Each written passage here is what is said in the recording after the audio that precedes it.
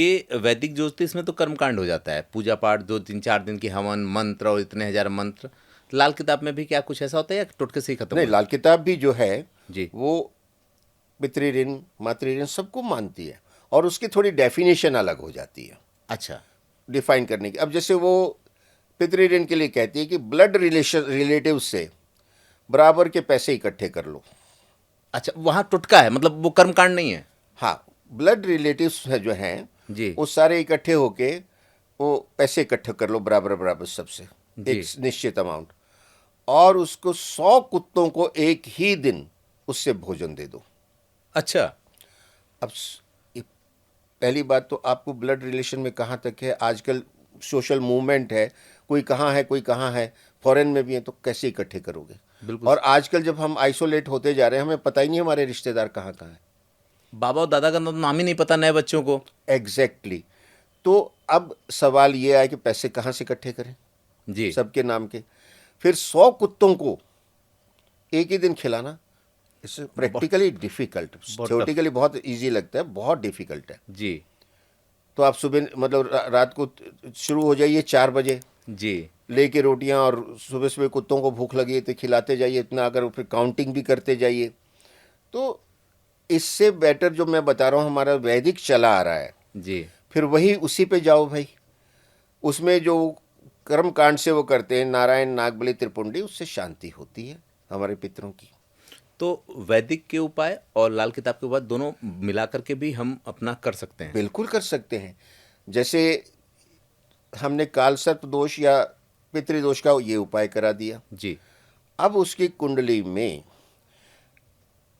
राहु बहुत तकलीफ दे रहा है, अष्टम भाव में बैठा है, जी। तो हम लाल किताब का उपाय राहु का करवा देंगे। जी। ठीक है।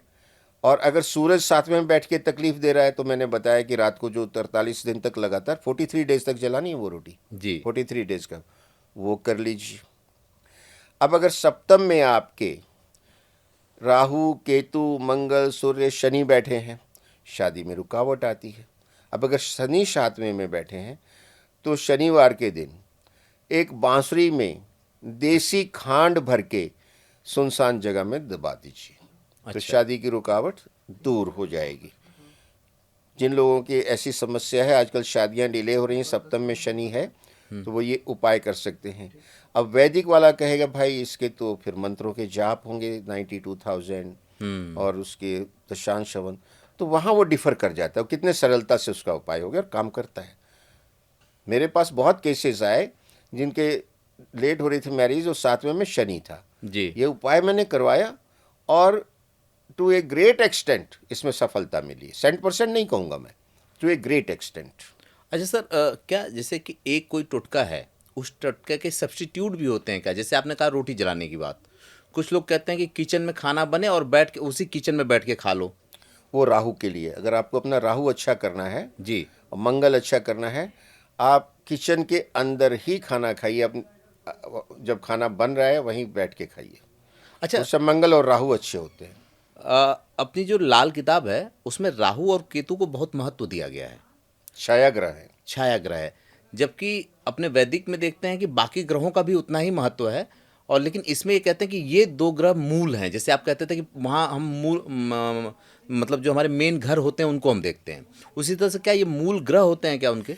देखिए ऐसा है कि हमारे जो बाकी के 7 ग्रह हैं, उनके अगर रिजल्टेंट अफेक्ट को हम देखें, जी। निष्कर्ष उनका निचोड़, जी। तो उनका जो प्रभाव कलेक्टिव जो रिप्रेजेंट करता है वो राहु है। ओके। इसलिए उसने इम्पोर्टेंस दी है। और राहु का जो धड़ है वो केतु है, और राहु का जो जानवर है वो हाथी है। जी। और कहते हैं कि राहु पे जो महावत है वो मंगल है। जी। तो इसलिए कहते हैं कि जब कुंडली में आपके द्वादश भाव में मंगल बैठा है, वो तो मंगलिक दोष हो गया, जी। और उसको वैदिक अच्छा भी नहीं मानती, लेकिन लाल किताब कहती है वो राहु पे, हाथी पे महावत है।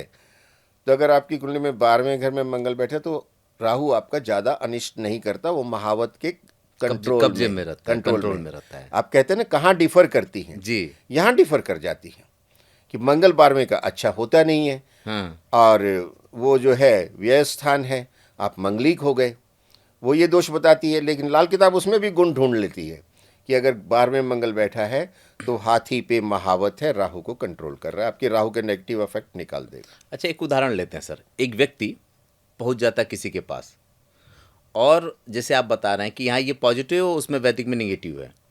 अब वैदिक वाला कहेगा, अगर उसके साथ बुरा चल रहा होगा, वैदिक वाला कहेगा मैं सही हूँ देखो, और अच्छा चल रहा होगा तो लाल किताब वाला बोलेगा मैं सही हूँ। ऐसे में वो बेचारा कैसे समझे कि उसके साथ एक्चुअल में कंडीशन क्या है? तभी तो मैं दोनों का कम्बिनेशन देता हूँ ना, जी दोनों की एंगल से मैं स्टडी कर लेता हूँ, जी। और जो मेरे पास आया है क्लाइंट, उसके क्या चल रहा है उससे उसको कोरिलेट करता हूँ। फिर मैं देखता हूँ कि कौन सा उपाय इसके लिए ज़्यादा इफेक्टिव होगा, और वैदिक का या लाल किताब को, उस हिसाब से उसको द बेस्ट सुटेबल सजेशन दे दिया जाता है।